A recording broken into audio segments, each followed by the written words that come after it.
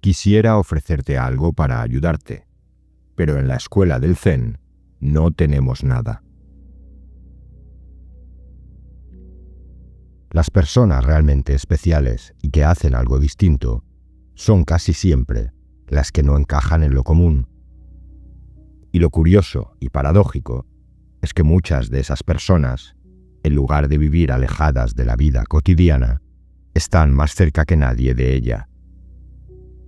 Mientras muchos buscan diferenciarse, aparentar, mejorar o ser otra cosa, y suelen alejarse de lo que les parece vulgar o simple, los que de verdad son distintos suelen aceptar la vida tal y como es, sencilla, contradictoria, con claros y sombras.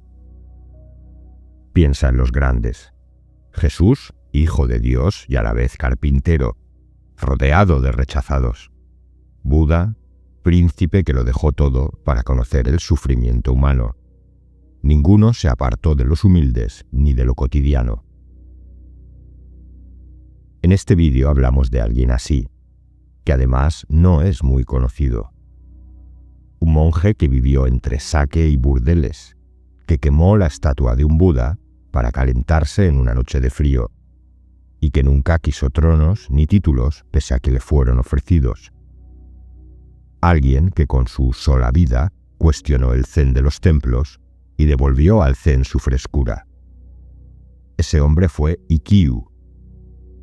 Hoy comenzaré contando su irreverente historia y terminaré leyendo fragmentos de sus escritos. Comenzamos.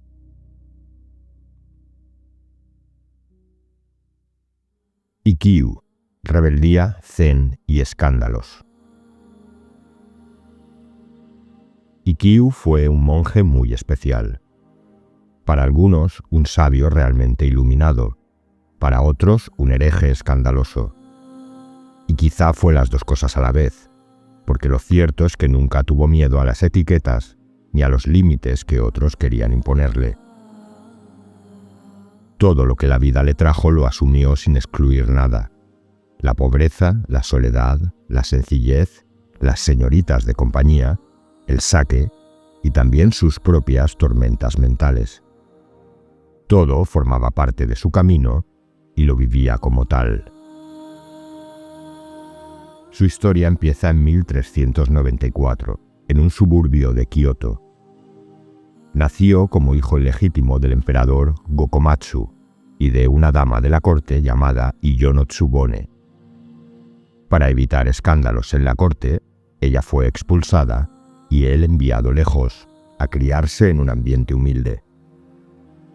No supo quién era su padre hasta muchísimo después. Ser hijo no reconocido y separado de su madre lo marcaría profundamente para el resto de su vida. Con apenas 5 años lo llevaron al monasterio Rinzai de Angoku-ji para formarlo en la vida monástica. Allí sufrió abusos, algo tristemente común entre los novicios de aquel tiempo. Su refugio fue el estudio y muy pronto destacó. Tenía un talento enorme para la poesía y la literatura china, tanto que a los 15 años sus poemas ya circulaban por Kioto. En 1410 conoció a Kenno, un maestro zen íntegro y muy distinto a todo lo que había conocido hasta entonces.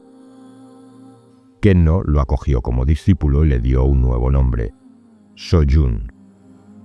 Pero poco tiempo después, Kenno murió, y esa pérdida sumió a Ikkyu en una desesperación profunda. 5 años más tarde, en 1415, conoció a Kaso Sodon, quien se convirtió en su verdadero maestro. Tras superar una dura prueba, Kaso lo aceptó y le dio otro nuevo nombre, Ikkyu, que significa un descanso. Y aunque fue un discípulo muy cercano, Ikkyu no vivía como los demás monjes. Prefería habitar en una barca en el lago Biwa, hacer sandalias para ganarse la vida y convivir con la gente sencilla. Fue en esa época cuando tuvo su primera experiencia de despertar. Una noche, de repente, escuchó el graznido de un cuervo y en ese sonido reconoció su propia voz, el silencio y la unidad con todo. Así, sin más adornos ni complicaciones, vivió lo que llamamos iluminación. Fue algo directo, simple y profundo. Su maestro Kaso veía en él algo especial y quiso nombrarlo su sucesor, pero Ikkyu se negó.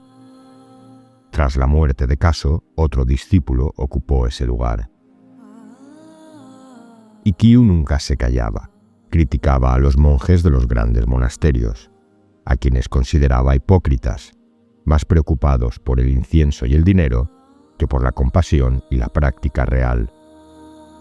Para burlarse de ellos, llegó a pasear con una espada de madera en la cintura mientras gritaba: «Los monjes de hoy son como este sable de madera. Aparentan, pero no cortan nada». Su carácter se veía también en gestos como aquel en que, durante una noche helada, quemó la estatua de un Buda para calentarse. Cuando lo reprendieron, respondió con naturalidad: «El Buda de madera me dio calor. El Buda de mi corazón temblaba de frío».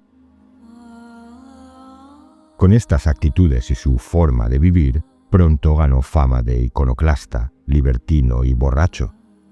Y es cierto que bebía, que iba a casas de placer y que mantenía relaciones con mujeres. Pero para él eso no era una contradicción con el camino espiritual. Decía: «Todos nacemos del vientre de una mujer, incluso Buda. Las mujeres son tesoros, almacenes del Buda». Le parecía absurdo que los monjes despreciaran lo femenino o se impusieran un celibato rígido. Tenía una mirada muy humana, muy pegada a lo cotidiano, y entendía los problemas de la gente común. Sobre todo no se mantenía aparte, se mezclaba con ellos, los escuchaba y compartía su vida. Una prostituta llamada Mamiji le confesó que la pobreza la había forzado a ese destino. E Ikkyu le contestó: «Todos morirán algún día. Los que nunca descubren el verdadero valor de la vida, esos son los muertos de verdad. Yo nazco cada mañana». En otra ocasión, una mujer le preguntó cómo podía beber sake siendo monje. Él se rió y le dijo: «Aunque un monje beba sake, no significa que abandone su ermita. No todos los monjes tienen necesariamente el espíritu puro. El lugar importa poco si uno no se identifica con su cuerpo». También tuvo sus debates con otros maestros. Cuando Rennyo, fundador de la Escuela de la Tierra Pura, hablaba de la fuerza de Amida y de lo difícil que era liberarse de los deseos, Ikkyu dio una palmada y preguntó: «¿El ruido viene de la mano derecha o de la izquierda?». Y después explicó: «El despertar no depende de una escuela, sino del espíritu del hombre. La alegría existe gracias a la desgracia, como las dos caras de una hoja. Eso es la vida. No se puede tener un lado sin el otro». En 1440, durante los funerales por el centenario del maestro Daito, Ikkyu fue testigo de cómo los monjes despreciaban las humildes ofrendas de los pobres, mientras adulaban a los ricos y sus grandes aportes. No lo soportó, se marchó indignado, se refugió en una ermita y no volvió a esos ambientes religiosos. Para él el mensaje era claro: lo importante no es la forma externa, sino la autenticidad interior. Mientras los ricos se aislaban, él permanecía junto a la gente común. Su pequeña comunidad vivía un zen sencillo, compasivo y libre. Decía: «Dicen que hacerse monje es abandonar el mundo, pero para mí es dejar cualquier idea de frontera. Yo nunca abandoné el mundo. Mi corazón y el universo se han entendido. Ya no hay frontera. Olvida todas las creencias. Las creencias son obstáculos para la paz». La figura de Ikkyu tuvo influencia más allá del zen. Inspiró la ceremonia del té, la poesía renga, el teatro no y la pintura de tinta. A su alrededor, entre quienes lo acompañaban y en esos márgenes sociales que habitaba, se fue gestando un verdadero renacimiento cultural. En 1472 conoció a Shin, una joven cantante ciega que sería su gran compañera en el tramo final de la vida. Ella le dio calor humano y él la recibió sin ocultarlo, aunque muchos se escandalizaron. Decía: «Soy como el bambú, que reverdece en otoño. Para mí, el viento otoñal es viento primaveral». Ya anciano, el emperador lo nombró abad del monasterio Daitoku-ji, pero Ikkyu nunca ocupó el cargo. Prefirió quedarse en su humilde ermita, enseñando a su manera. Aún así, su sola presencia ayudó a reconstruir el templo y atrajo donaciones. A los 87 años recopiló su poesía en un libro titulado Nubes locas, que fue como su testamento espiritual, una mezcla de humor, crudeza y profundidad. Y en 1481, a los 88 años, murió sentado en zazen, como los grandes maestros. Y ahora escuchemos algunos extractos de su obra Nubes locas, Kyon-tsu.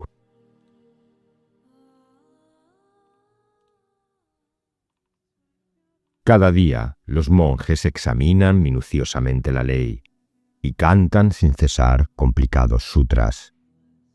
Antes que eso, sin embargo, deberían aprender a leer las cartas de amor que mandan el viento y la lluvia, la nieve y la luna. Si tu meditación no puede realizarse en el pabellón de la vida y de la muerte, fama y fortuna te cautivarán enteramente. La gente tiene un remedio infalible. A veces un sabroso guisado, a veces una corteza de limón. Mi cabaña de paja de 3 estancias supera a un monasterio de 7 grandes pabellones. Nube loca se halla recluido aquí, lejos del mundo ordinario. Entra la noche, sigo dentro, absolutamente solo. Una única luz ilumina la larga noche del otoño.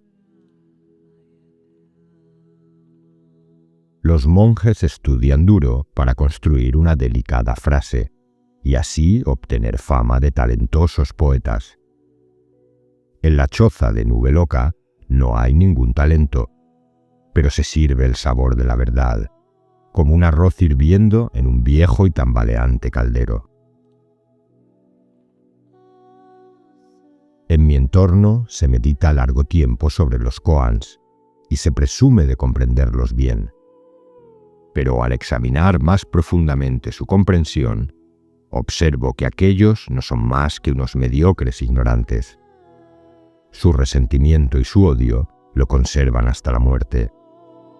Mi consejo como seguidor de la vía suena desagradable en sus oídos. No se puede medir la obra de un maestro, pero hay quien intenta explicar la vía balbuceando sobre el zen. Este viejo monje nunca se ha preocupado por la falsa piedad, y su nariz se arruga ante el espeso olor de incienso ante el Buda. Nube loca es un demonio del linaje de Daito, pero detesta las peleas infernales. Qué magníficos son los viejos koans y las olvidadas tradiciones. No me quejaré más, confiaré en mi tesoro interior. El monje Ganto practicó el zen mientras remaba en una barca. El monje Chen se dedicó a hacer alpargatas. Siempre he deseado comentar cuán valioso es mi sombrero de paja. Pero ¿quién hay aquí para apreciar su real importancia? Los leñadores y los pescadores saben usar las cosas adecuadamente. ¿Para qué hubieran querido elegantes sillas y plataformas de meditación? En alpargatas y con un bastón de bambú, yo vago por los 3000 mundos, viviendo bajo la lluvia, alimentado por el viento, año tras año. Estudiar los sutras y un zazen estricto pueden perder tu mente original. Sin embargo, la solitaria melodía de un pescador puede ser un tesoro inestimable. Lluvia al atardecer en el río, la luna entra y sale por entre las nubes. Yendo más allá de las palabras, interpreta sus canciones noche tras noche. No se acostó, no se atavió, no pensó en nada, no quiso saber. Si le preguntabas, decía mu, y si no le preguntas, decía también mu. Con pregunta o no, no tenía nada que decir. Honorable Bodhidharma, ¿qué debe haber en nuestros corazones? Surjo de entre las bestias para enseñar. Esto es lo que he ofrecido. Quien percibe depende de lo percibido. Lo percibido depende de quien percibe. Nacemos y olvidamos el camino por el cual hemos ido. Breve pausa entre un camino de lodos y una vía que jamás se encharca. Si llueve, que llueva. Si truena, que truene. Buda murió justo cuando la naturaleza regresaba a la vida. Una espada escinde espíritu y cuerpo. Es tan difícil obtener la budeidad como no nacer y no morir. Las flores aparecen y desaparecen sin dificultad en primavera. Sin comienzo, sin fin, así es nuestra mente. La mente original no puede ser naturaleza de Buda. El Buda iluminado es hablar del Buda malicioso. La mente original de los seres sensibles no es más que una ilusión. Los discípulos de Rinzai nunca recibieron el mensaje del Zen. Pero yo, el asno ciego, conozco la verdad. El juego del amor te puede hacer inmortal. Una brisa otoñal de una noche de amor es mejor que 100.000 años de estéril zazen. Rebuscados koans y enrevesadas respuestas es lo único que persiguen los monjes, exprimiendo sin cesar a altos funcionarios y a mecenas ricos. Buenos y soberbios, amigos en el Dharma, dejadme deciros, una prostituta de brocado dorado vale más que cualquiera de vosotros. Escapando de la podredumbre del mundo, un santo puritano ni se acercaría a un Buda. Entrad un día en un burdel y la gran sabiduría se os aparecerá ante vosotros. Manjusri debería haber permitido a Ananda el placer del prostíbulo. Ahora nunca conocerá la alegría del elegante juego del amor. Monje lujurioso, me echas en cara. Seductor, apasionado, absolutamente abandonado. Sin embargo, recuerda que el placer puede consumarse en pasión y transmutar los metales vulgares en oro puro. Venir solo, partir solo. Ambos son ilusión. Permíteme que te muestre cómo no llegar. No te vayas. La flor de loto está limpia de barro, y esa solitaria gota de rocío, tal cual es, manifiesta el cuerpo real de la verdad. Sigues ciegamente la regla de la castidad y no eres más que un asno. Rómpela y sé solamente un humano. El espíritu del Zen se manifiesta de tan incontables maneras como las arenas del Ganges. El recién nacido es el fruto del hilo conyugal. ¿Por cuántos kalpas habrá flores que broten y se marchiten secretamente? Si uno dice no, los hombres creen que es no, y el eco responde no. Si uno dice sí, los hombres creen que es sí, pero el eco no responde. Los sabios no creyentes no tienen el conocimiento, pero mantienen continuamente su mente en la vía. No hay ningún surtidor de Budas en la naturaleza, pero 10.000 sutras se destilan en una sola canción. Quisiera ofrecerte algo para ayudarte, pero en la escuela del Zen no tenemos nada. A mi hija. Incluso entre las bellezas es una preciosa perla, una princesita en este mundo de aflicción. Es el fruto inevitable del amor verdadero. Ningún maestro zen se puede comparar con ella. Los templos son ricos, pero las 5 montañas están en decadencia. Solo hay falsos maestros. No hay maestros verdaderos. Me gustaría coger una caña e irme de pesca, pero en estos días, en ríos y lagos, sopla un viento adverso. El bien y el mal nunca han estado confundidos. En este mundo, los que hacen el bien son todos amigos de Sun, y los que lo son del mal son todos amigos de Chie. El faisán siempre es atacado por el halcón. La rata siempre es acosada por el gato. Esto es innato en ellos y está predestinado. La forma en que todos los seres vivos se refugian en la virtud del Buda y huyen de la sucesión indefinida de nacimiento y muerte, también es algo similar. Águila y faisán, rata y gato, son en sí mismos tal cual. Desde tiempo inmemorial, así es la antigua ley del karma. Pasado, presente y futuro, ¿quién lo comprende? Las malas personas te hunden, las buenas te liberan. El placer es amable y el koan se completa. Bastonazo de Tokusan, grito de Rinzai.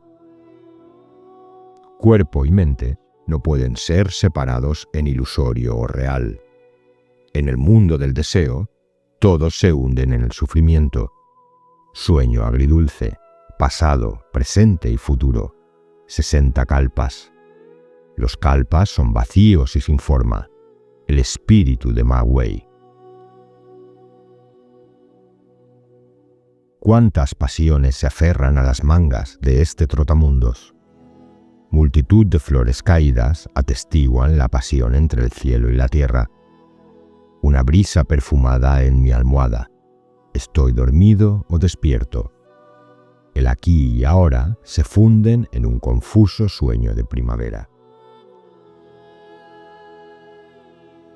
Los herederos de Rinzai desconocen el Zen. La correcta transmisión de la verdad es para un ciego asno. Nube y lluvia, pasado, presente y futuros 60 kalpas. Viento de otoño, noche de 100.000 años. He pasado 30 años en un estado de espíritu inconsistente. Los 30 siguientes los pasé en un estado de espíritu liberado. Así es como he pasado los últimos 60 años. Hago ofrendas de mis excrementos a Bonten. En el pasado pedí prestado 5 elementos, y hoy devuelvo 4 de ellos, ya que el pensamiento tiene su fundamento en el vacío. He abandonado la escritura. No son más que signos en un sueño. Cuando despiertas, nadie pregunta nada. Si quieres apoyar el canal y participar eligiendo los próximos temas, puedes hacerte miembro por el precio de un café al mes. Cada comentario y cada vez que compartes el vídeo estás ayudando al canal. Gracias por formar parte de esta comunidad.